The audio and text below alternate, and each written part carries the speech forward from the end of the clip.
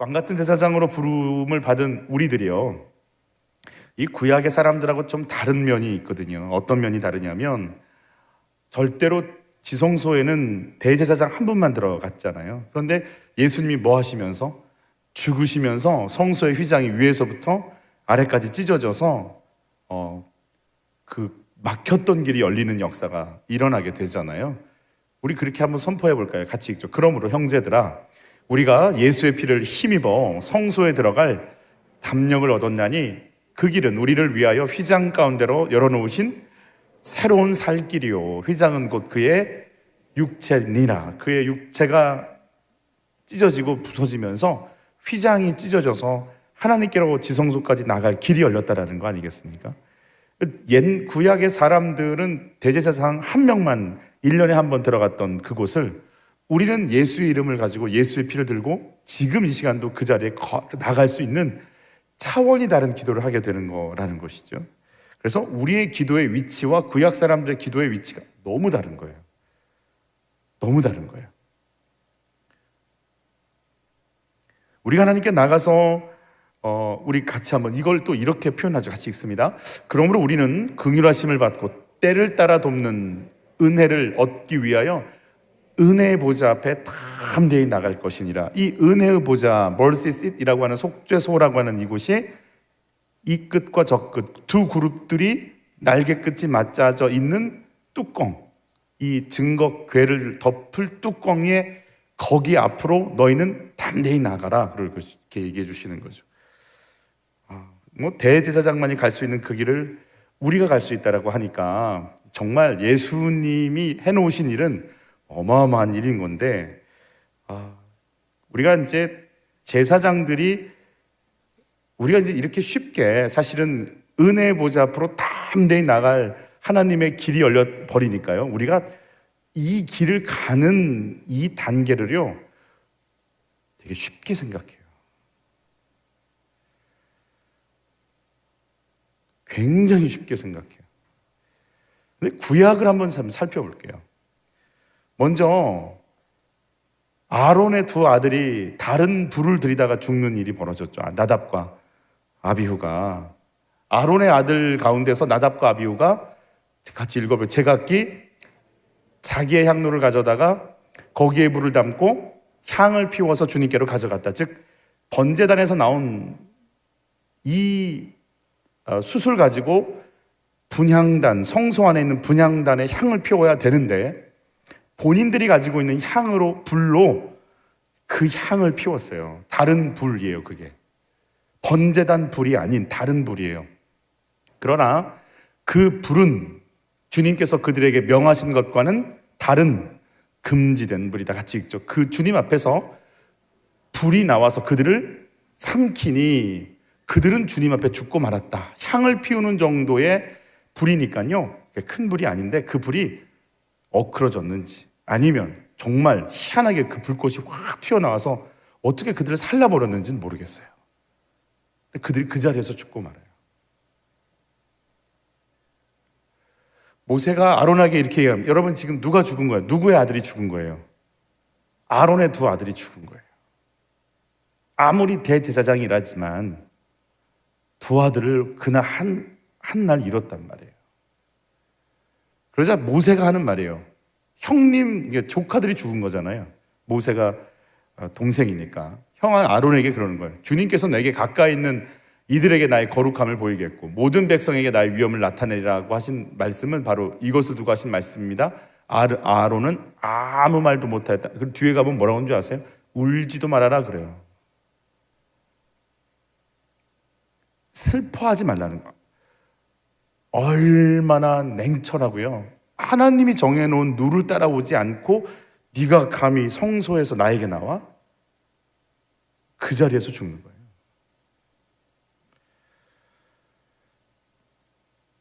나답과 아비후 같은 경우에서 이제 이런 말이 나와요. 레위기, 방금 그 말은 레위기 10장에 등장하는데 9절에 보면 같이 읽어볼까요? 너희 아들들이 나와 함께 회막으로 들어올 때는 포도주나 독주를 마시지 말아라 그래요. 갑자기 이 말이, 이 나답과 아비후가 죽은 사건 이후에 갑자기 이 말이 나오는 거 봐서 나답과 아비후는 뭐에 취해 있었을 것이다. 그렇죠? 술에 취해 있었을 거라 생각하는 거죠. 제정신이 아닌 거죠. 여러분, 성령에 취하시기를 축복해요. 신약에서는 성령과 술을 항상 같이 놓잖아요. 성령에 취하든지 세상에, 즉 술에 취하든지, 그들이 하나님의 영에 취하지 않는 상태에서 세상 것에 취해서 그냥 편의상 다른 걸로 하는 것을 하나님께서 그대로 스톱시켜버리는 일이 벌어지게 된 거라고 보게 되는 거죠. 그래서 이제 이런 얘기들이 좀 나오죠. 여러분, 우리가 주님께 나갈 때 번제단, 피 흘려서 태운 그 불을 가지고 분향단까지 가고 그 피를 들고 지성소까지 들어가는 하나님이 정해놓은 룰과 단계를 밟아야 한다고 분명히 말씀하시거든요. 정결케 되어야 됩니다. 여러분, 우리는 왕 같은 대제사장이라고 부르잖아요. 같이 읽습니다. 그러나 너희는 택하신 족속이요, 왕 같은 제사장들이요, 거룩한 나라요, 그의 소유가 된 백성이니 이는 너희를 어두운 데서 불러내어 그의 기이한 빛에 들어가게 하신 이의 아름다운 덕을 선포하게 하려 하심이라가 우리 인생이거든요. 내 영혼이 확정되고 확정됐다는 그 확정이 저는 매일같이 일어나기를 축복하고, 근데 진짜 나는 누군가, 내 마음 가운데 저는 베드로전서 2장 9절과 이 말씀이 우리 속에서 확정이 되는 은혜가 있기를 축복합니다. 사실은 이 구절이 사실 정리가 잘 안 되기도 합니다. 나는 이 땅에 왜 살죠? 나는 이 땅에 잘 살려고 왔죠. 아멘. 당신은 잘 살기 위해 태어난 사람. 아멘. 그러니까 이만큼이라도 어려움이 오면 안 되니까 어려움 안 오게 기도하는 거잖아요. 그래서 어려움이 오면 어떻게 되는 거예요? 내가 봉사를 얼마나 했는데 이렇게 하면 안 되지. 그럼 우리가 많이 힘든 거 아니겠습니까? 나는 이 땅에 잘 살기 위해 태어난 자가 아니라 아름다운 덕을 선포하기 위해서 태어난 자입니다. 이게 납니다. 이게 나라는 게 정리가 되어져야 내가 이 땅에서 뭘 얻으려고 하고 뭘 채우려고 하는지가 정리가 됩니다. 어떤 길을 가야 되는지가 정리가 되는 거죠. 내 영혼이 확정되고 어디다 확정이 될까요? 우리가 내 마음을 어디에 확정시켜야 될까요? 제사장들의 그들은 속옷 입는 것, 겉옷 입는 것, 씻는 것, 손 씻는 것, 피를 바르는 것 다 규례가 있습니다. 제사장이 위임하는 규례가 있고 대속제를 하는 규례가 있고, 어떤 음식은 온전히 주님께 드리고 어떤 것은 나눠 먹고, 나눠 먹을 때 며칠까지 먹고, 나눠 먹는 부위까지 다 정해져 있습니다. 어기면 안 됩니다. 오늘 아론의 두 아들이 심판을 받죠.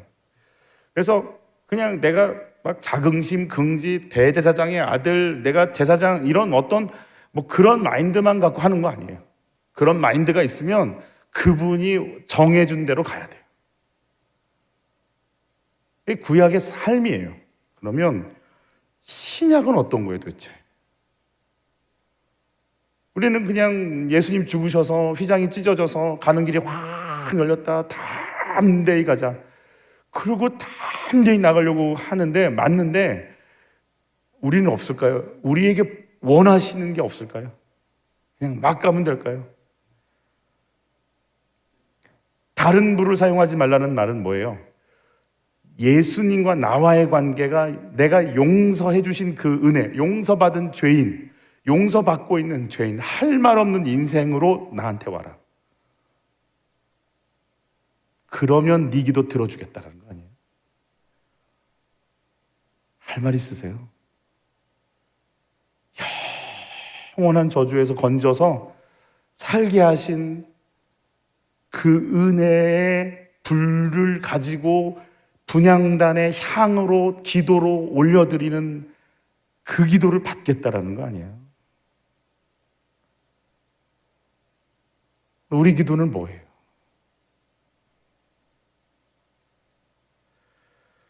자, 다른 불을 가지고 왔을 때 여호와께서 두 번째 줄이죠. 명령하지 아니하신 다른 불을 담아 여호와 앞에 분향하였더니, 같이 읽죠. 불이 여호와 앞에서 나와 그와 그들을 삼킴에 그들이 여호와 앞에서 죽은지라 그랬어요. 민수기 3장도 뭐 동일한 사건이에요. 동일하게 이제 얘기하는데, 여러분, 주님이 지시하신 불, 즉 번제단의 그 숯을 가진 불을 분향단에 피워서 향을 내잖아요. 여러분, 그래서 향을 잘 피우죠. 절에서도 많이 피우죠. 우리 점치러 가도 많이 피우죠. 안 가보셨어요? 내일이라도 좀 시간 내서.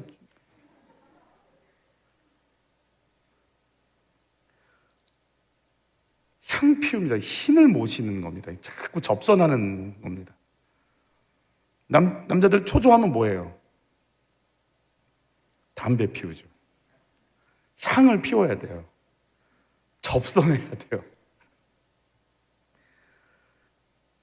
하나님이 지시하신 불, 이 불이 들어갈 때 어떤 일이 벌어졌는지 같이 한번 읽어볼게요. 향로를, 그 분향단에 있는 향로예요. 향로를 가져다가 여호와 앞 제단 위에서 피운 불을 그것에 채우고, 여호와 앞 제단 번제단 불을 채우고, 또 곱게 간 향기로운 향을 두 손에 채워가지고 휘장 안에 들어가서 여호와 앞에서 분향하여 향연으로 증거궤 위 속죄소를 뭐하죠? 가리게 해야. 우리 기도가 그래서 충만한 기도가 되길 바라는 거죠.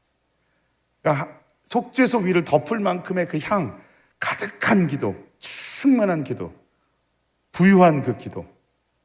여러분, 그런 기도가 터지시길 축복해요. 기도하기 전과 기도하기 후가 확 바꿔지기를 바라요.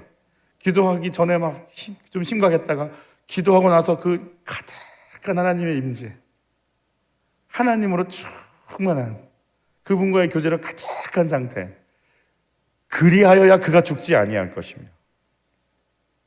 우리가 이렇게 기도 실패할 때마다 죽어갔으면 많이 죽었어요. 민수기 16장에 보면 그 향을 가지고 어떤 일을 했는지 같이 읽을게요. 이에 모세가 누구에게? 자, 모세가 합니까? 아론이 합니까? 아론이 합니다. 왜? 아론은 누구니까? 제사장이니까. 모세가 리더지만 제사장이 할 것 제사장한테 시킵니다. 이게 굉장히 업무 분담이 정리가 잘 되어 있는 거죠. 아론에게 같이, 너는 뭘 가져다가?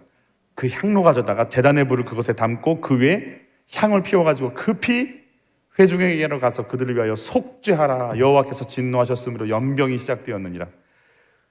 반역 사건에 끼어들었던 자들을 향한 심판이 연병으로 오기 시작해서 사람들이 다 죽어가기 시작할 때 향을 딱 피우는 순간, 피우는 그 자리에서부터 연병이 그쳐버려요. 우리의 기도를 통해서 세상을 치료하시겠다가 용서하시겠다라고 하는 하나님의 사인인 거죠. 주님이 준비하신, 주님이 원하는 불, 즉 속죄, 용서받은 그 감사와 감격을 가진 자가 입을 열어 하나님 앞에 고백하는 그 기도가 세상을 치유합니다.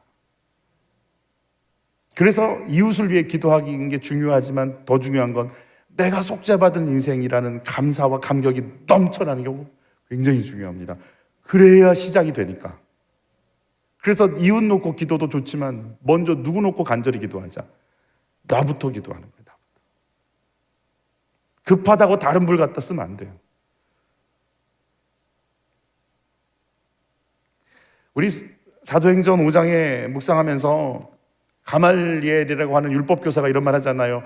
전설에 의하면 예수를 믿었다는 기록도 있어요. 이 사람이. 같이 읽고, 이제 내가 너희에게 말하노니 이 사람들을 상관하지 말고 버려두라. 이 사상과 이 소행이 사람으로부터 났으면 무너질 것이요, 만일 하나님께로부터 났으면 너희가 그것을 무너뜨릴 수 없겠고 도리어 하나님을 대적하는 자가 될까 하노라 하니. 여러분, 우리가 하나님께로부터 오는 속죄의 은혜 속에 드려지는 감사와 감격의 기도가 아무도 막을 수 없는 능력이 될 걸 믿습니다. 자, 하나님께서 성소 안에서 사람들을 만나실 때 분명히 뭐가 정해져 있냐면 규례가 있고 절차가 있고 법이 있다라는 거예요. 그걸 그대로 무시하고 오면 구약시대 땐 그 자리에서 죽어갔다라는 거죠. 성전 근위대가 왜 필요한 줄 아세요? 나를 넘어서지 않고 가는 자는, 담을 넘어가는 자는 다 절도요 강도다라고 예수님 그러시잖아요. 여러분, 성전을 갈 때는 꼭 어디를 통과해야 되냐면 동쪽 문을 통과해야 돼요. 그래서 예수님 뭐라고? 나는 문이다 그러는 거잖아요. 나를 통과해서 가야 된다. 나가 찢어져야 내 몸 밟고 지나가라. 그리고 그걸 통과해서 번제단, 물두멍, 성소, 지성소를 가는 단계를 밟아야지, 지성소에서 가까운 담벼락 넘어가면 절도요 강도다, 내가 너를 가만두지 않겠다, 다치겠다, 성전 근위대가 옆에서 그쪽에서 오는 자들은요 이런 방구 없이 그냥 죽이게 돼 있어요. 어딜 네가 이쪽으로 들어와 이러고. 순서 밟아야 돼요.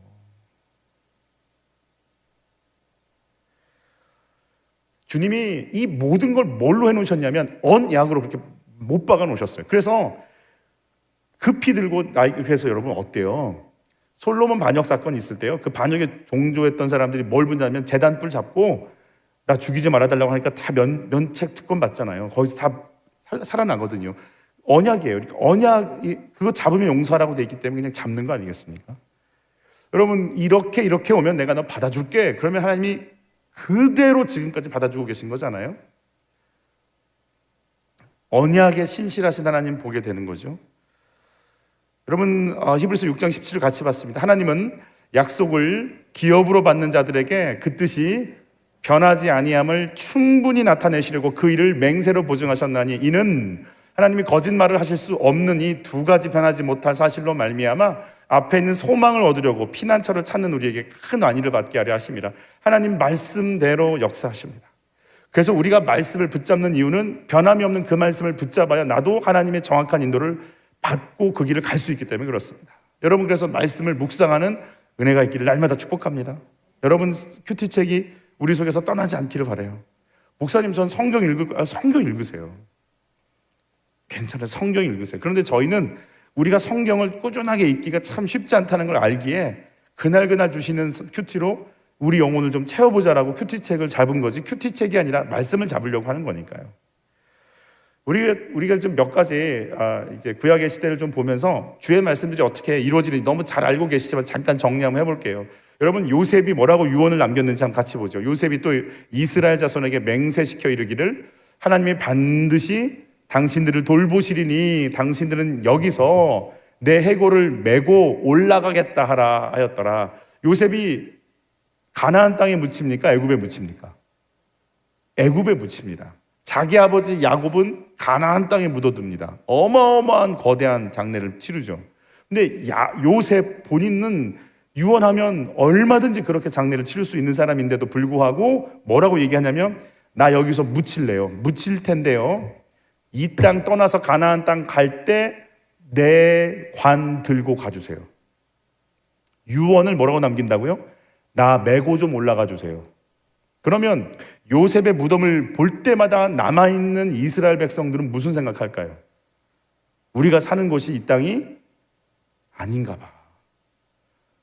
우리 조상 야곱이 내 관 메고 가나안 땅 가자라고 그랬거든. 우리는 여기서 가야 되나 봐. 그걸 자기의 관을 통해, 무덤을 통해 계속 말하고 싶은 거예요. 출애굽기 13장, 이제 출애굽기 12장이 6월절이잖아요. 6월절 때 짠 하고 이제 탈출하잖아요. 출애굽하잖아요. 그때 같이 읽습니다. 모세가 요셉의 유고를 가졌으니 이는 요셉이 이스라엘 자손으로 단단히 맹세하게 하여 이르되 하나님이 반드시 너희를 찾아오시리니 너희는 내 유고를 여기서 가지고 나가라 하였습니다라. 그래서 지금은 성전이 있을 때가 아니잖아요. 시내산 가서 성전을 만드니까 맨 앞장서서 이스라엘이 들고 가는 건 뭐예요? 요셉의 관이에요. 하나님이 400년, 430년이 지나도 변함없이 그 언약을 이루시는 분이시구나를 그냥 뒤에 따라오는 사람들은 그냥 눈으로 보는 거 아니겠습니까? 우리 같이 한번 읽습니다. 또 이스라엘 자손이 애굽에서 가져온, 자, 이제 광야 40년을 거쳐서 여호수아 정복 전쟁을 마치고 가나안 땅에 정착하는 그때 이스라엘 자손이 같이 있습니다. 애굽에서 가져온 요셉의 뼈를 세겜에 장사하였으니 이곳은 야곱이 크스타를 주고 세겜의 아버지 하몰의 자손들에게서 산바치라 그것이 요셉 자손의 기업이 되었더라. 하나님께서 어떻게 언약을 그냥 그대로 진행시키시는지를 보여주시는 거죠. 여러분, 우리 잘 알고 있는 아말렉에 대한 사건 기억하고 계시죠? 뒤에서부터 아말렉에 대한 사건, 아말렉을 광야에서 만났잖아요. 같이 읽습니다. 여호와께서 모세에게 이르시되 이것을 책에 기록하여 기념하게 하고 여호수아의 귀에 외워 들리라. 여러분, 이 아말렉 전쟁은 어떻게 이겼어요? 모세는 산 위에 가서 뭐하고? 기도하고, 아론과 훌이 옆에서 들고, 누구는 싸우고, 여호수아는 싸우고. 그래서 여호수아가 이긴 것 같지만 여호수아의 귀에 뭘 외워 들리는지 같이 읽습니다. 여기서 내가는 누굴까요? 하나님이죠. 내가 아말렉을 없이하여 천하에서 기억도 못하게 하리라. 자, 여호수아가 없앴어요? 치셨어요? 하나님이 쳤어요. 하나님이 치셨죠. 내가 또 아말렉을 천하에서 없애겠다.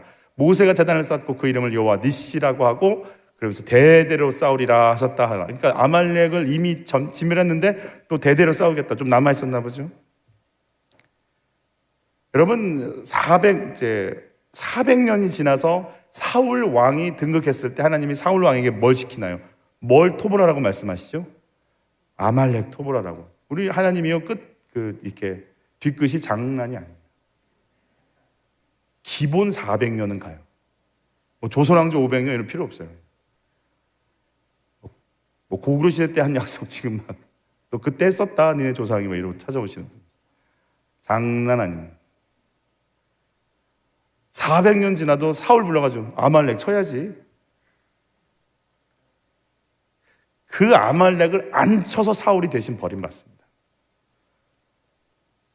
여러분, 여리고성 사건은 얘기는 잘 알고 계시죠? 여호수아가 여리고성 무너뜨리죠. 그리고 뭐라고 외치죠? 여호와께서 왕의 길로 보내시며 이르시기를, 여기 넘어가고요. 여호수아가 하는 말 같이 읽죠. 여호수아가 그때 맹세하게 하여 이르되 누구든지 일어나서 이 여리고성을 건축하는 자는 여호와 앞에서 저주를 받을 것이라. 그 기초를 쌓을 때에 그의 맏아들을 이룰 것이요 그 문을 세울 때에 그의 막내 아들을 이르리라 하였더라.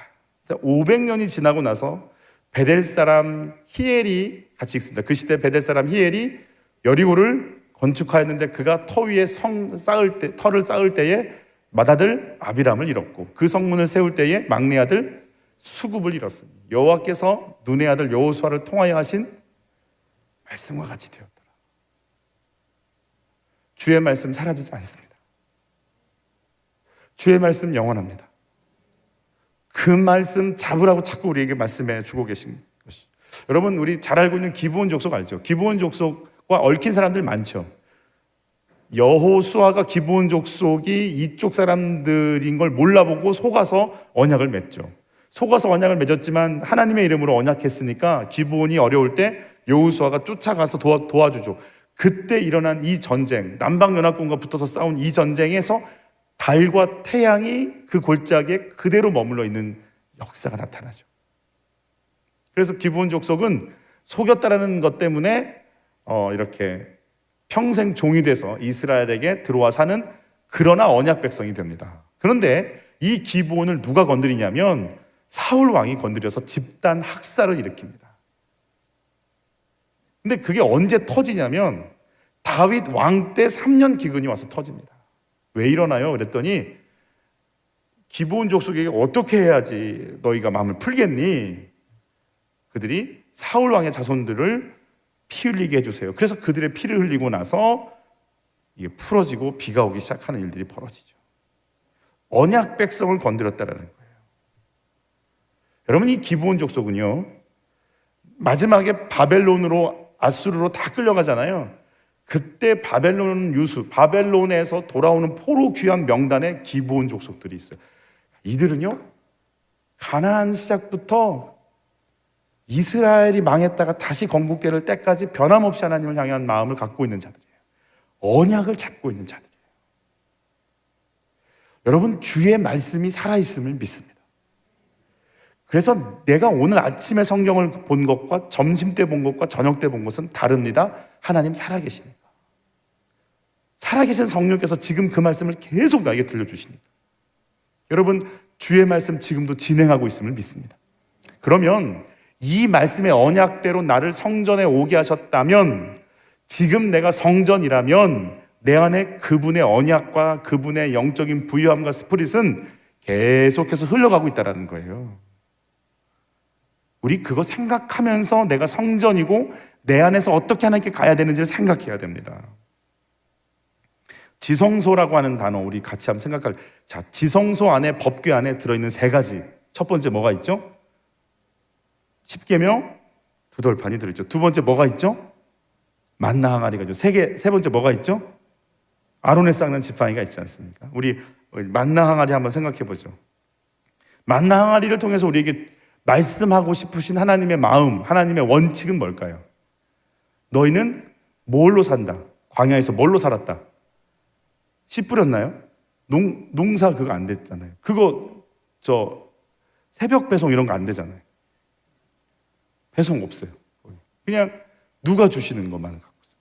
하나님이 주시는 걸로 사는 거예요. 40년 동안 그거 훈련 받는 거예요. 자, 나는 누구로 산다? 누가 주시는 걸로 산다? 다시 한번, 나는 무엇으로 산다? 하나님 주시는 것으로 산다. 아멘. 이 원칙이 없으면 하나님의 성소에 못 들어옵니다.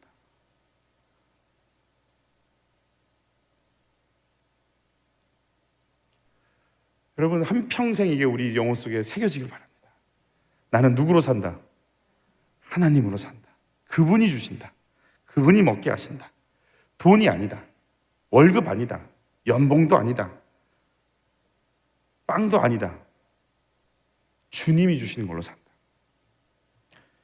만나 스프릿의 첫 번째 양식은 주님이 주신다. 위로부터 공급하신다. 나의 창고는 그래서 하늘에 있다. 그리고 생명의 양식인 누굴 먹어야 산다? 예수를 먹어야 산다. 여러분, 그래서 우리가 광야를 가면서 경험하는 거예요. 여러분, 우리가 광야를 거치게 돼 있어요. 광야를 피하면 안 돼요. 광야 속에서 빨리 이걸 깨달은 자만 빠져나올 수 있어요. 내가 지금 이 상황을 빨리 빠져나올 수 있는 제일 좋은 방법은 한 가지예요. 내가 너만 시집가면 내가 원이 없어. 안 끝나. 네가 시집을 가든 안 가든 예수로 살 거요. 알았지? 네 인생 알아서 해. 그러면 끝나요. 아멘은 그래서 한 명이라도 나올 거라 생각을 했었지만, 그래서 말씀 듣는 것과 적용하는 것은 하늘과 땅 차이예요.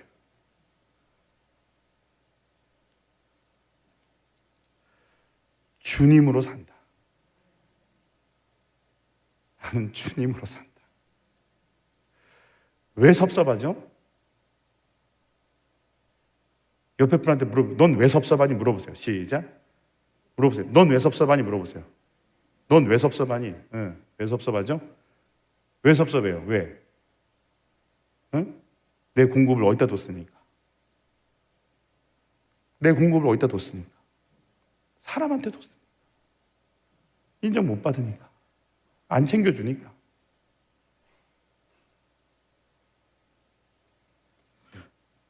여러분, 만나는 매일 내립니다. 매일 받으시기 바랍니다. 매일 주님 보는 은혜가 있기를 바랍니다. 날마다 주님께 나가시기 바랍니다. 아멘.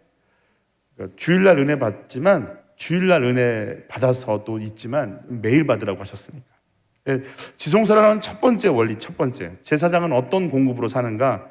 그 지성소 가장 핵심에 주님이 갖고 계신 원리가 하나님이 공급하는 만나로 나의 양식을 삼겠습니다. 같이 따라서 하실까요? 하나님이 공급하시는 만나로 나의 양식을 삼겠습니다. 다시 한번, 하나님이 공급하시는 만나로 나의 양식을 삼겠습니다. 두 번째입니다.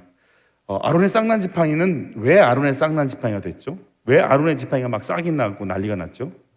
혹시 그 배경을 아시나요? 고라 자손이 반역했죠. 왜 모세와 아론만 하나님과 만나? 우리도 기도할 때 주의 음성 듣고, 우리도 환상 보고, 우리도 뭐 은사도 있고, 우리도 뭐가 있어. 왜 당신들만 왜 이렇게 자꾸 우리한테 말을 해? 라고 반역 사건이 일어났어요. 우리도 할 거야. 우리도 보니까 하더라고. 이렇게 얘기가 된 거예요. 그래서 고라 자손들이 반기를 들고 이렇게 일어나게 됐어요. 그러면 그 12지파에서 누가 하나님께서 말씀하시고 이끌어가는 리더인지를 지팡이를 좀 갖다 놓자. 그래서 그들이 그 지팡이를 갖다 놨어요. 누구의 지팡이에게만 싹이 나요? 그때 아론의 지팡이에서 이미 사막에서 수십 년을 잡아서 그냥 아무것도 없이 말라서 물기 하나 없이 맨들맨들해진 그 지팡이가 거기서 싹이 나는 생명의 역사가 시작이 됐어요. 하나님의 영이 임했다라는 거죠. 그래서 아론의 싹난 지팡이죠. 내가 아론과 모세에게 권위를 줬다. 너희는 그 권위에 뭐하라? 복종하라. 눈에 보이는 리더에게 복종하라, 이 말이죠. 여러분, 하나님이 직접 기름 부어주신 건 모세와 아론이에요. 그 뒤로는 다 사람이 기름 부어 통로가 돼서 기름 부었어요. 사도 바울이 누구에게 기름 부음 받습니까? 아나니아에게 기름 부음 받잖아요.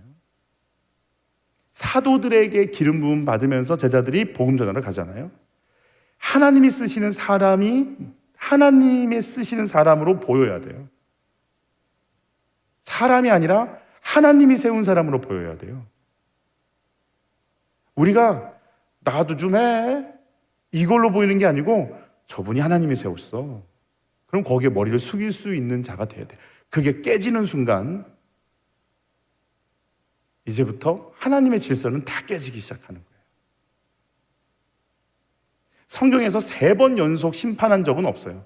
근데 고라 자손은 3번 연속 심판해버려요.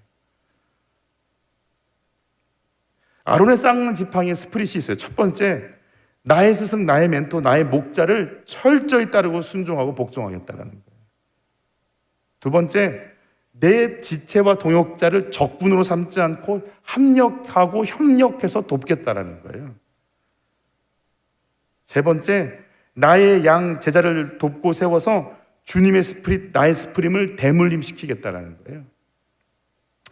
지성소를 하는 두 번째 원칙입니다. 이게 하나님 나라를 살아가는 제사장의 원칙이죠. 절 따라서 하시죠. 하나님이 세우신 영적 질서,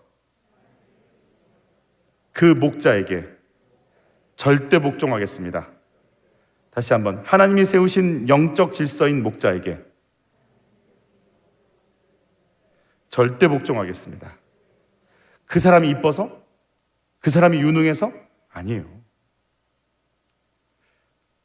여러분, 우리 아이들이 예뻐서 키우죠. 안 그렇다고 이렇게 흔드는 분이 계신. 내 남편이 너무 멋있어서 같이 살죠. 아니라고 그러시는데요. 내 아내가 너무너무 예뻐서 그냥 그렇게 살죠.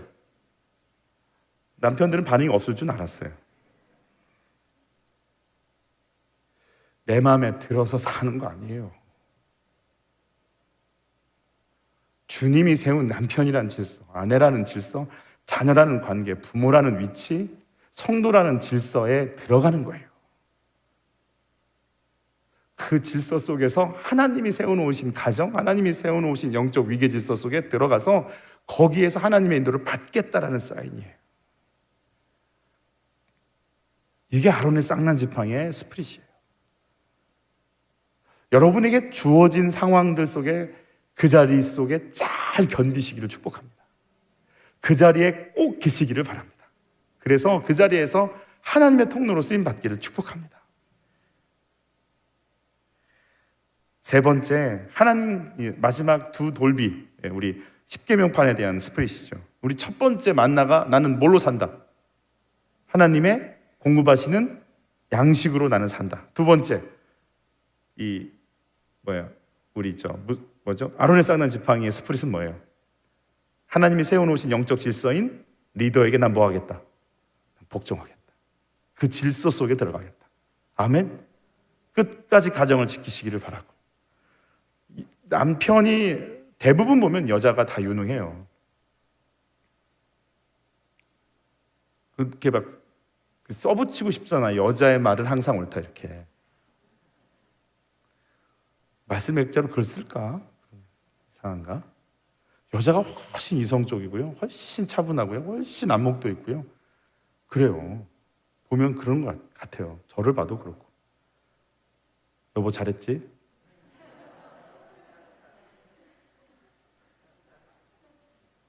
그런데 누굴 머리로 두셨어요? 남편이요. 남편이요. 그래서 여자는 그 남편의 권위 아래 들어가야 돼요. 그 질서 속에 가야 가정이 평안해져요. 유능하지 않아서 못나서가 아니에요. 힘이 없어서가 아니에요. 그래서가 아니에요. 그 자리에 들어가는 거예요.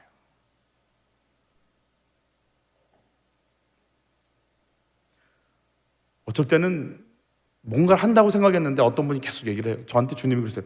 들어, 지금. 예? 아니, 저 이거 들으라고. 예. 넌 지금 들어야 돼. 아, 예. 계속 들어. 아, 예. 좋아서 듣는 거 아니에요. 아, 좋아서 들어요. 네. 근데 그 우선순위를 다 뒤로 하더라도 너 그거 해. 네 자리가 그래. 예. 내 자리가 어떤 자리인지 알아야 돼. 목자의 자리가 어떤 자리인지 알아야 돼. 부목자의 자리가 어떤 자리인지 알아야 돼. 그거 순종하고 견디잖아요. 주님 그분 축복하세요. 끙끙 앓고 끙끙 앓으면서 그 자리 견디잖아요. 주님이 착하고 순종하는 내 종이라고 축복하세요. 그럼 그 자리 지키시기 바라요. 아멘. 제가 예전에 그렇게 대학생 시절에 청소년부 아이들 가르치고 그랬거든요. 그때 같이 섬겼던 친구들이 있어요. 그 친구들이 그때 등유 이렇게 날로 피워가면서 그냥 맨손으로 들고 가서 등유 다 엎그러지면 닦고 맨날 치우고 끙끙 앓고 맨날 그러고 살았어요. 다 끝나면 정리하고 몇 년을 그렇게 했는지 몰라요. 지금 그들 정말 하나님 쓰시는 자리에 다 세워놓으셨더라고요. 제가 너무 기가 막혀서 초창기 때 저희 교회 간증하라고 제가 불렀어요. 엄마 아빠가 남긴 빚 때문에 학생인데 채무자가 돼서 맨날 도망다녀요. 그 와중에 신학을 하게 만드시더라고요. 교회에 도와드리겠다고. 어려운 교회를 갔는데 그 친구한테 우리 중고등부 도와달라니까 그 친구가 그랬다는 거예요. 도와드리겠다고. 페이는 못 줘. 괜찮아요. 그리고 그 해에 신대원 시험을 봤어요. 그래서 그가 섬겼던 한 3년인가 4년인가 5년인가 3, 4년인가를 섬겼어요. 무보수로. 그런데요. 신대원을 들어갈 때 전교 1등으로 들어가더라고요. 근데 그 1등의 돈의 액수가요. 자기가 5년 정도 섬긴 페이만큼의 분량과 동일한 분량이었어요. 근데 입학금을 내기 그 직전까지 그가 1등인 걸 몰랐어요. 학생처에서 이거를 잘못 줘가지고 수업료가 다 고지된 걸 받아가지고 기도하고 하나님 어떡해요? 나 어떻게 어디서 이거 돈을 내야 돼? 끙끙 앓아서 간신히 모아가지고 입학처에 갔더니 누구누구씨 네 1등이셔서 안 내셔도 돼요. 이거 학생회비 뭐 10,000얼마만 내시면 뭐 돼요. 이러고 툭 다시 주더라고요. 근데 그 액수하고 자기가 봉사했었던 그 무보수로 했던 가만히 생각하니까 그때 받았던 그 액수와 동일한 졸업할 때도 1등으로 졸업하게 만들었어요.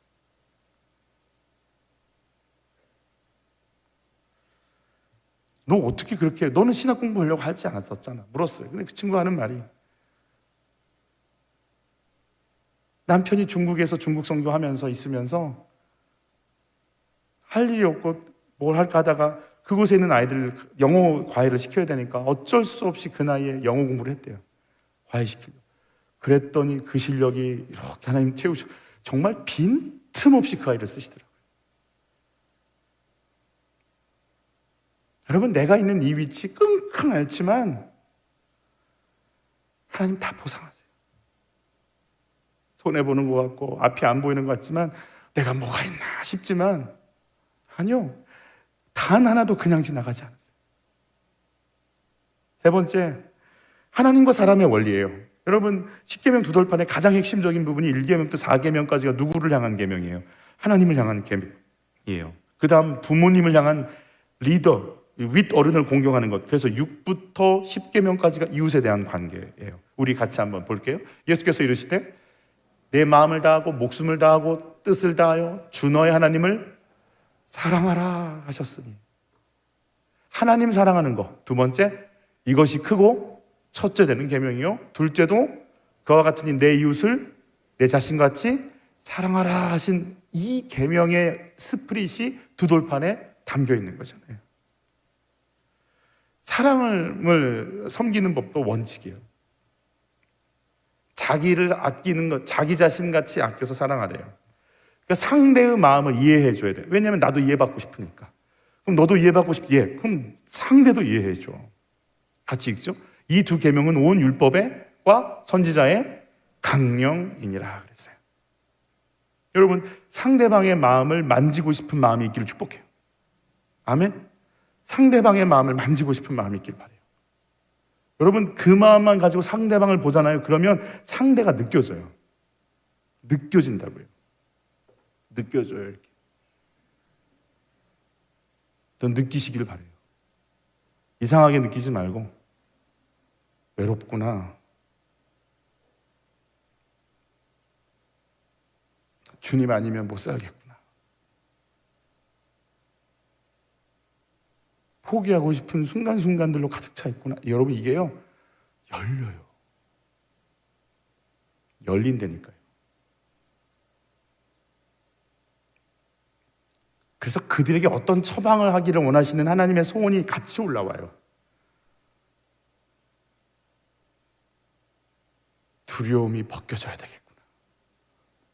치료하시는 주님을 만나야 되겠구나. 속상한 걸 꺼내놓고 하나님의 인도 속에 들어가야 되겠구나. 여러분, 내가 그래서 쓰임받는 하나님의 도구인 걸 경험하게 돼요.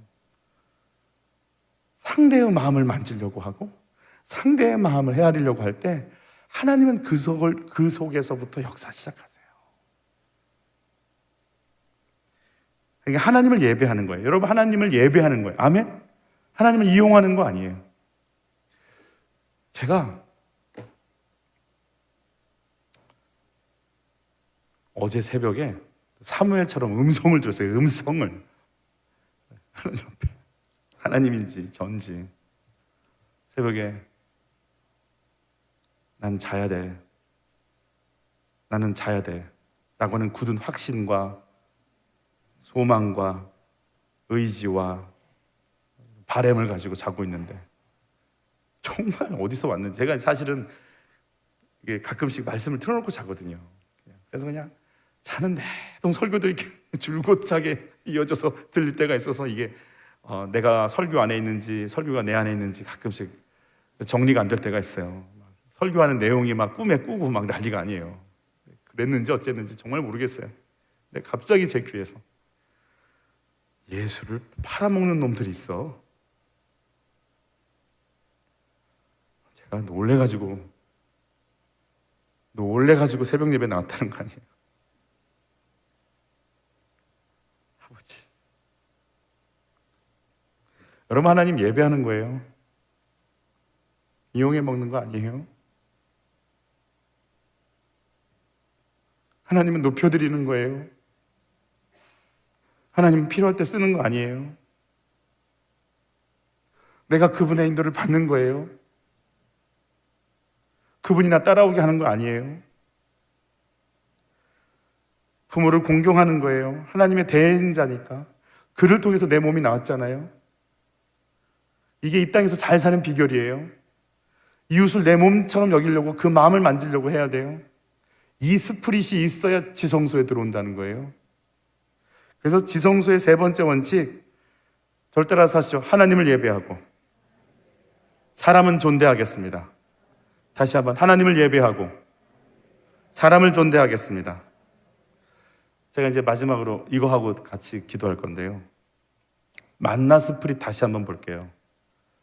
이 만나를 경험하려면 어디로 가야 돼요?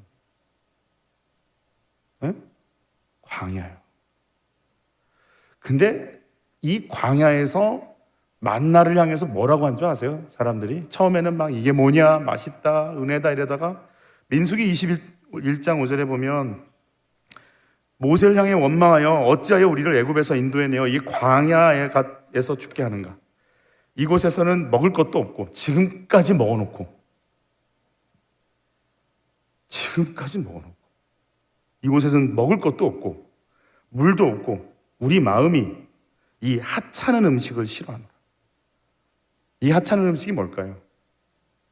만나. 지금까지 나와 너와 우리 아빠, 엄마, 고모, 이모, 삼촌, 할아버지, 내 아이, 내 손주 이거 먹고 살았는데 하찮다고 매일 주는 은혜니까 하찮게 보이는 거예요. 건강, 가족, 시간, 움직이는 거, 일하는 거 하찮게 보이는 거예요. 아론의 쌍난 지팡이가 왜 하나님의 스프릿이 돼요?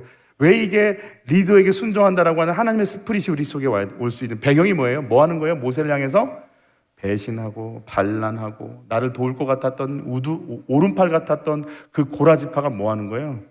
배신하는 거예요. 여러분, 사람이 나를 배신할 때 어때요? 여러분, 돈을 잃어버리는 것도 힘들지만 누군가 나를 배신할 때 그 마음이 어때요?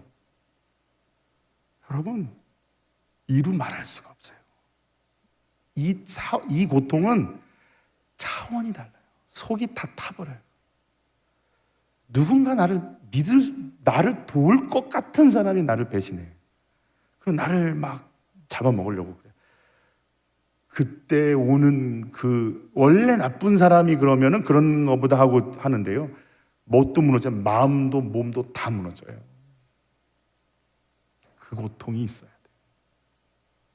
여러분, 두 돌판에 하나님을 예배하고 사람을 존대한다는 이 두 돌판이 오게 되는 배경이 뭐예요?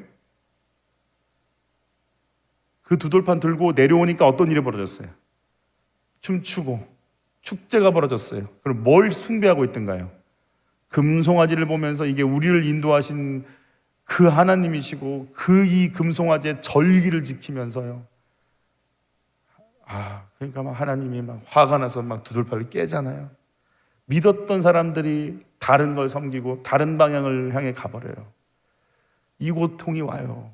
여러분, 하나님의 스프릿이 우리 속에 들어오려면요, 광야, 배신, 반역, 정말 내 인생에 제발 없으면 좋겠다 싶은 일들이 터지는 그 속에서 하나님의 영이, 하나님의 스프릿이 내 속에 들어와요. 우리가 이만큼 강팍해요. 우리가 먹을 게 없고 아무것도 없어야 그때서 우리가 뭐라고 얘기하냐면 주님으로 살지요. 이때 나와요. 사람한테 배신당해 보면 세우신 사람한테 순종해야죠.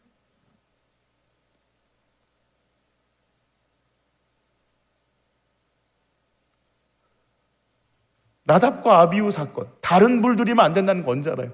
내 금쪽 같은 두 아들이 불이 나와서 타 죽으면 그때서 십자가 앞에 바로 서야지.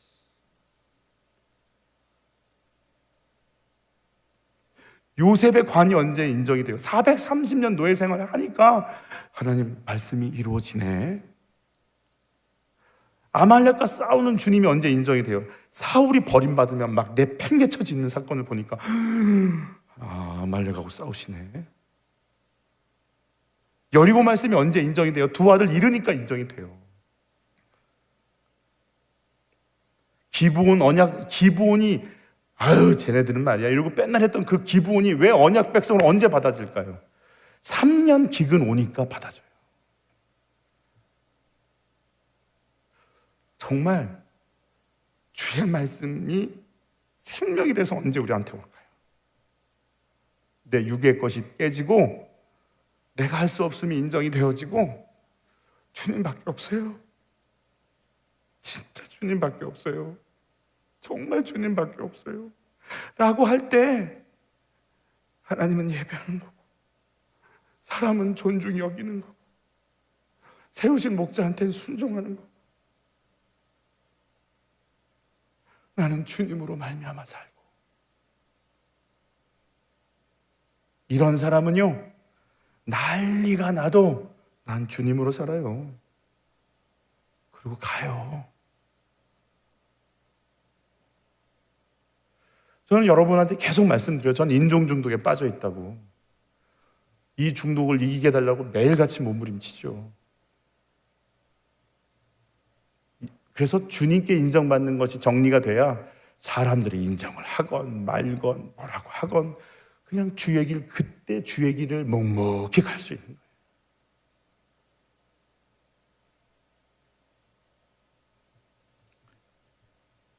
오늘 새벽 큐티 말씀, 오늘 본문에 뭐라고 그래요? 아브라함이 하란으로 갔다가 아버지가 죽으심에 그 땅으로 옮기셨다. 하나님이 옮기셨다 이렇게 표현하잖아요.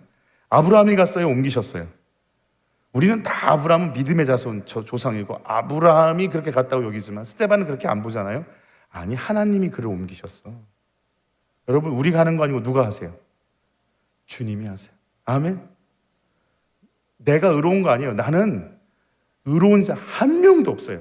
의롭게 할 환경만 있을 뿐이에요. 주님 잡지 않으면 못 살 것 같은 환경만 있으니까 주님 잡는 거예요. 주님이 하세요. 우리 의롭지 않아요. 주님이 하세요. 주의 성령께서 한 분 한 분들을 우리 속에서 일하시고 또 열어가시는 은혜로 우리를 만져주시기를 축복합니다. 우리 다시 한번 정리할게요. 자, 성전에 들어올 때 그냥 막 간다 원리가 원칙이 있다. 원리와 원칙이 있어요. 하나님께서 정해놓으신 룰이 있어요. 그래서 오늘 지성소에 들어가는 그 지성소 안에 담겨진 그곳에서 하나님과 교제하고 나누는 그 속에 하나님이 갖고 계신 세 가지의 스프릿이 있다고 말씀드렸어요. 나는 누구의 공급으로 산다? 하나님의 공급으로 산다. 두 번째, 나는 내가 세워놓으신 질서에 뭐하리라? 순종하고 복종하겠다. 아멘? 아멘, 아멘, 아멘, 아멘. 마음에 안 들어도 순종하실 거죠? 아멘. 여러분은 신랑이 마음에 안 들고 우습게 보이고 지지리로 못난 것 같을지라도 데리고 사시겠습니까? 아멘. 남편들은 이제 안심하셔도 우리는 계속 남아서 밥을 먹을 수 있다. 위로와 안식이 임하시길. 내 아이가 마음에 안 들고 우습고 어리석고 왜 저러는지 이해가 안 가고 그럴지라도 품고 가시겠습니까? 나를 이 땅에 두신 하나님의 질서 속에 내가 자신이 마음에 안 들어도 이 자리에서 주님이 주신 질서 앞에 내가 하나님 보면서 이 눈과 귀 다 맞아가면서 견디시겠습니까? 하나님 이용해 먹지 않고 하나님 따라가고 하나님께 순종하고 내 옆에 있는 한 사람 한 사람들 옳고 그름으로 판단하지 않고 저 따라서 하시죠. 옳고 그름으로 판단하지 않고 다시 한번 옳고 그름으로 판단하지 않고 존귀히 여기며 긍휼히 여기며 사랑하겠습니다. 여러분 그 자리를 지키시겠습니까? 아멘. 이 스프릿이 지성소 안에 가득 있더라. 나는 그런 존재다. 나는 너희가 나를 만나면 이것이 나타날 것이다. 나를 만날 때 나를 깊이 교제할 때마다 너희는 이 관계로 들어갈 것이다. 그러면 너희는 세상을 변화시키는 나의 제사장 나라가 되리라. 주여, 내가 거기 있음을 알게 하소서. 내 모습을 보게 하여 주옵소서. 주님이 정하신 원칙 원리대로 주 앞에 서서 주님 마음 품게 하옵소서. 이게 우리의 고백이요 중심이 되게 축복합니다. 사랑하는 아버지, 지성소로 향합니다. 주님 앞에 섰을 때 내가 하나님으로 사는 사람임을 알게 하소서. 주님이 세워놓으신 질서 앞에 순종해야 되는 인생임을 알게 하소서. 하나님 예배하고 한 영혼 한 영혼들을 존귀히 여기며 나가는 것이 내 삶인 것을 알게 하소서. 하나님, 그래서 나를 통해 아름다운 덕을 선전하게 하시는 하나님의 도움 속에 내가 들어갈 수 있도록 하나님, 내가 주의 통로 되게 하옵소서. 예수님의 이름으로 기도하옵나이다. 아멘, 아멘.